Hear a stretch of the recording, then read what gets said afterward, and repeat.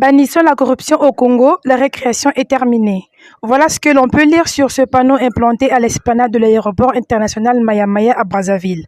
Dévoilé ce samedi 7 janvier 2023 par Emmanuel Olita Ondongo et Charles Duchesne, respectivement président de la Haute Autorité de lutte contre la corruption et directeur de l'Agence française anticorruption.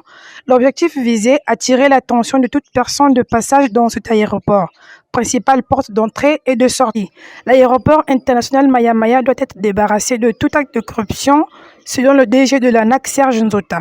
Porte principale d'entrée et de sortie, miroir de notre pays, l'aéroport international Maya-Maya doit être débarrassé des faits de corruption relevés et dénoncés par les passagers et autres usagers.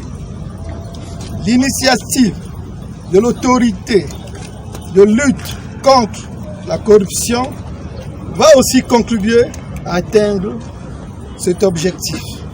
Pour le chargé de la communication et de la prévention à la HALC, il s'agit de renforcer la sensibilisation de la lutte contre la corruption. Germain Lobota décline ici le choix de l'aéroport. La haute autorité de lutte contre la corruption voudrait renforcer cette sensibilisation à l'égard de toutes les populations fréquentant ou passant par ces lieux. Le choix du site d'installation de ce panneau de sensibilisation est tout un symbole. En effet, un aéroport constitue pour un pays sa porte d'entrée et de sortie. C'est par cette porte qu'arrivent toutes les velléités de corruption enfouies dans les consciences des potentiels corrupteurs ou corrompus et qui ont besoin d'être renseignés qu'au Congo, nous bannissons désormais la corruption. C'est aussi par cette porte que passent les fruits de la corruption que certains irréductibles auront réussi à rassembler. À cette porte, bénéficiant d'un tel panneau de sensibilisation, il sera encore possible d'arrêter les fauteurs de troubles.